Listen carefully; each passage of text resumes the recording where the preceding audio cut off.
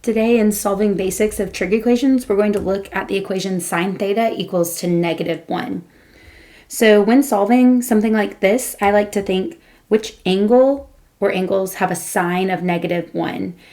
So really, when you're thinking about your unit circle, you're just thinking which angle has a y coordinate, because we know sine is the y coordinate. So which one has a y coordinate of -1? You're basically thinking backward from working an exact value. So let's see how we can kind of streamline our method to solve this equation. So here's the method that we typically use. Step 1 is our analysis. We typically do some quadrant analysis, find our reference triangle and angles, so that in step 2 we can determine our angle answers.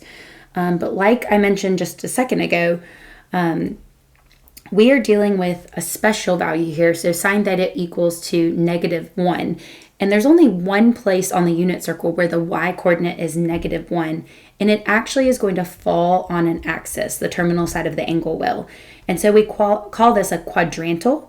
And we don't really need to go through our whole which quadrants will this be true, because our angle is not going to fall in a quadrant. So the ASTC acronym, where you label, and I'll just go around briefly to show that. I think all students take classes, and those letters help you remember which trig functions are positive in each quadrant, but we don't even need to get into that here.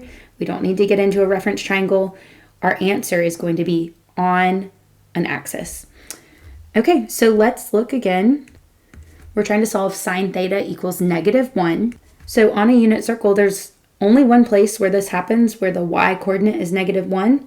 So that's 1 unit of downward motion vertically. So we would be right here.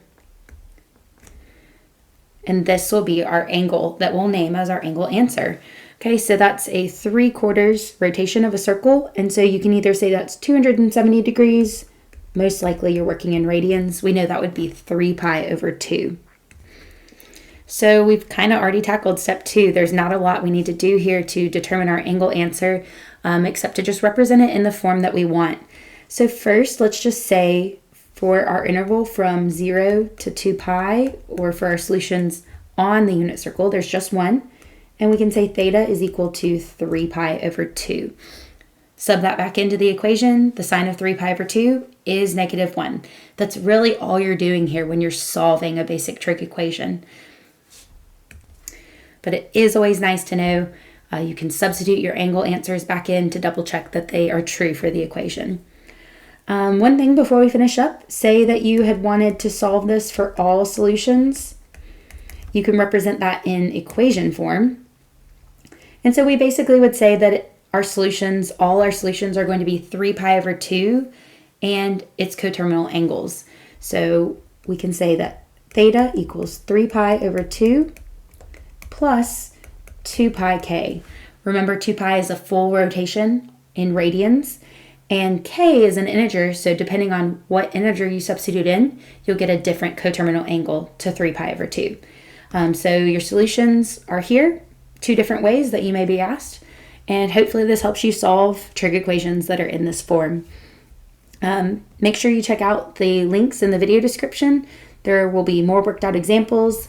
There are playlists of unit circle basics and how to solve exact values if you're looking for that.